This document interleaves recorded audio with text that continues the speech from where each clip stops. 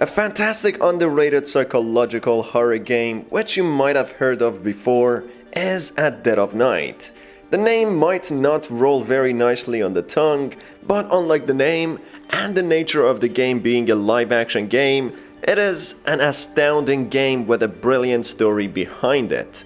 The game can be purchased on Steam and takes few hours to complete, but if you simply enjoy watching others play the game or explain the story, you came to the right place. As in today's video, I will explain the lore of the game. Hi folks, I'm R, your narrator, and beware as there will be strong spoilers ahead from this point onwards. With that in mind, let's get right into the video.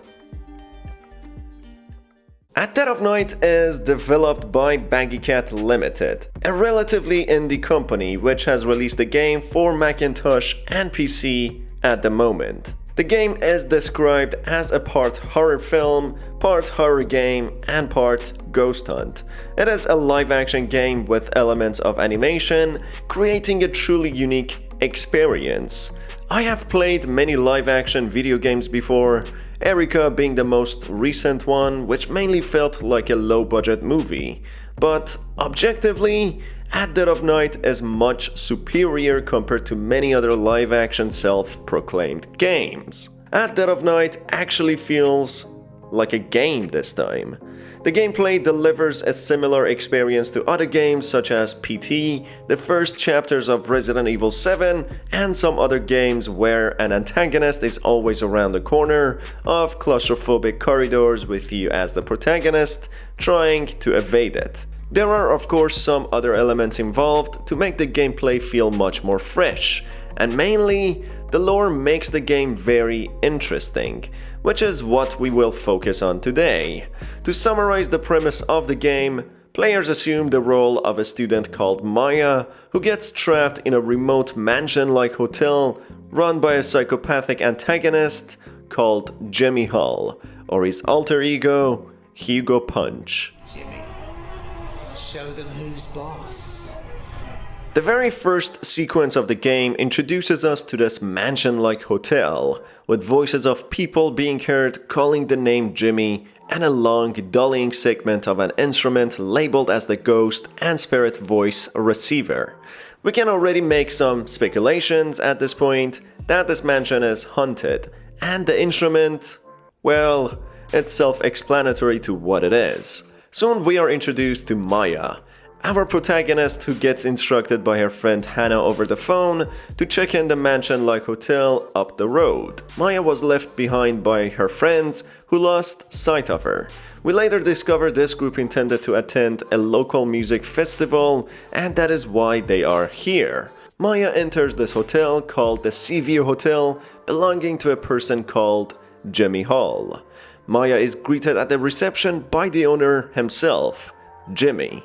Jimmy acts like a socially awkward person during this interaction and informs Maya that all of her friends are here and already booked her in, paying for her. Jimmy also invites Maya for the hotel's entertainment, where Jimmy becomes a crude comic with the alias Hugo Punch, which Maya turns down. Maya leaves the reception to go to her room, at which point we learn that Jimmy has an alter ego with a psychopathic mind of its own, who craves blood and death. Hugo Punch, Jimmy's alter ego, tells him that he should kill the guests. Maya then wakes up at 2:30 a.m. after hearing a scream. She witnesses one of her friends, presumably, getting sedated by Jimmy forcefully. Maya gets locked out of her room and runs down to the reception in efforts to protect herself. She tries to use the phone, but the line seems to be cut off. She grabs the master key, and before she sets to get back to her room, she stumbles upon the ghost and spirit voice receiver, which allows the ghosts of people who died in this hotel to communicate with the user. The ghosts unveil the stories of what happened in the hotel and what Jimmy had done to them, while Jimmy tries to suppress the truth from seeing the light of the day with any means necessary. Maya traverses across this creepy hotel with menacing background ambient soundtrack, making the game a jump scare hell. One of the items Maya finds is a scrying mirror which foretells the future events and can be used as a tool for revealing hints and clues. Using different items Maya finds throughout the game, she can communicate with the ghosts in order to unveil the stories. The first ghost turns out to be a 10-year-old girl called Amy Bell, who is the first victim of Jimmy. Amy informs Maya that a younger Jimmy, presumably similar age to Amy, used to tease her and steal things from her.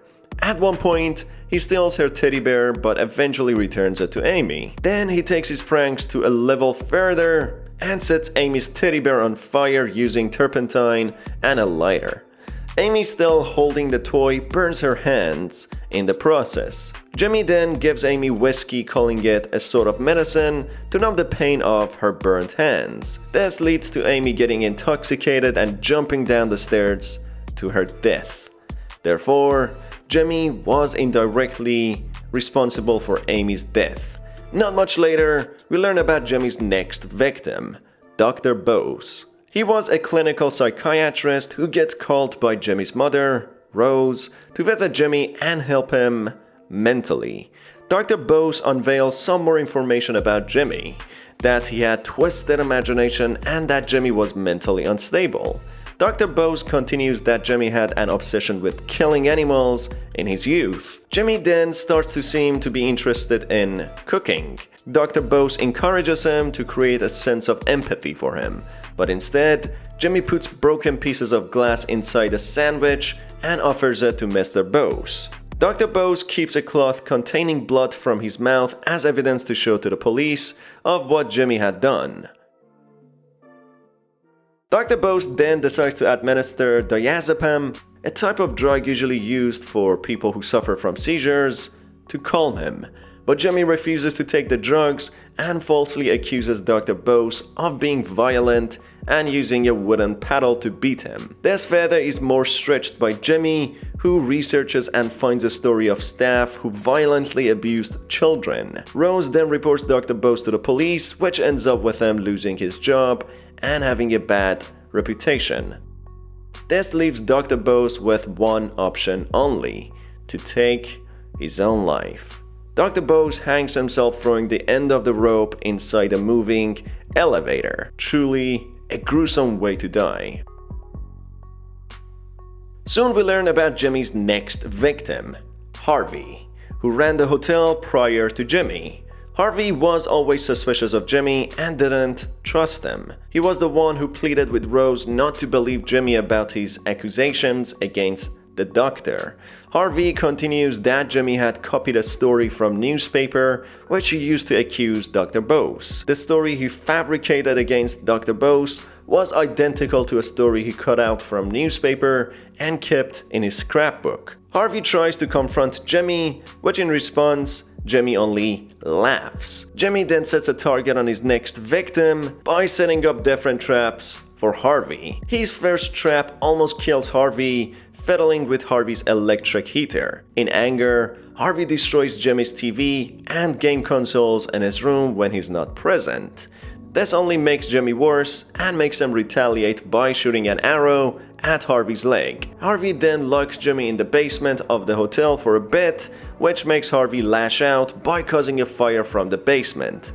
They manage to contain the fire, but many things get destroyed in the process. Harvey then decides to use a gun which belonged to his father to threaten Jimmy to leave this hotel, at which point Jimmy creeps up behind Harvey and stabs him in the neck with a sharpened letter opener.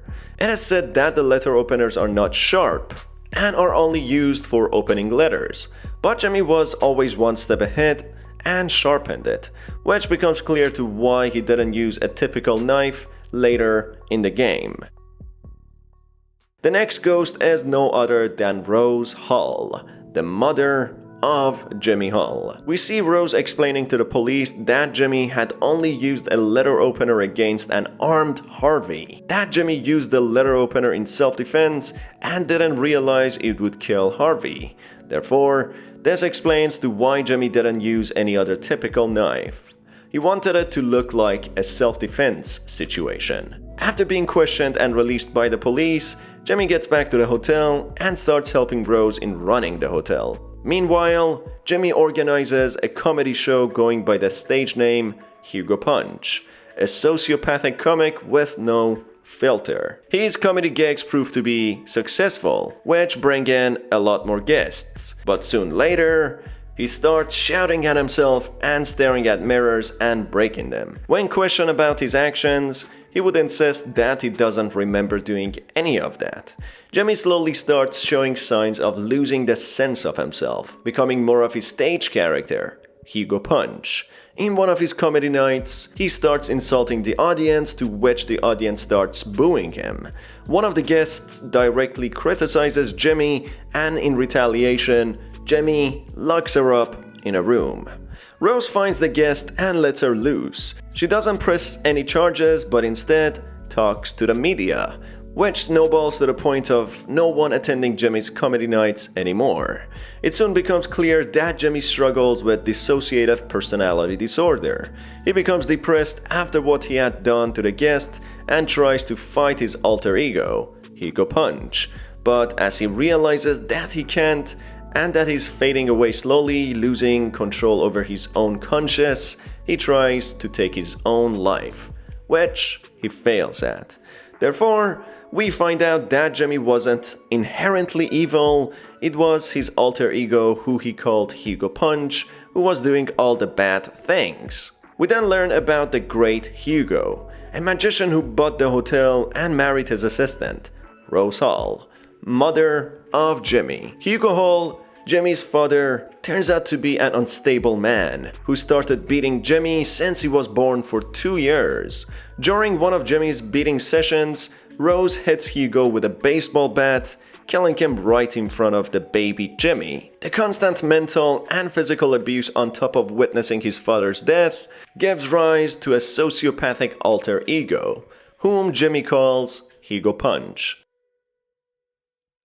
Presumably he called it Punch as his father constantly punched him, and Hugo to honor his abusive father. In a way, Hugo Punch was the representation of Jimmy's father. Jimmy forgets about his father's death when he grows up, but after his suicide attempt, Rose thinks it would be a good idea to tell him about his father, to create some sort of closure. But that only makes the matters worse, letting Hugo Punch taking more control over Jimmy's mind and body. Not being able to live with herself anymore, Rose sets herself on fire, killing herself. Spirit Rose tells Maya that if she hadn't done it, Jimmy would have anyway. In a face-off with Jimmy, and after a long creepy monologue from him that Rose buried his father in the room and poured concrete over him, also that there's a Hugo in all of them, even in Maya, that she has to stay with Jimmy forever, Maya locks Jimmy in the same room and sets on to save her friends. After saving her friends, Maya leaves the hotel and leaves Jimmy all on his own. Then at the very end, we witness a crying Jimmy in the corner of a corridor, pleading with Hugo Punch to stop, to which Hugo responds by saying that he's in control now. Jimmy won't be in control anymore.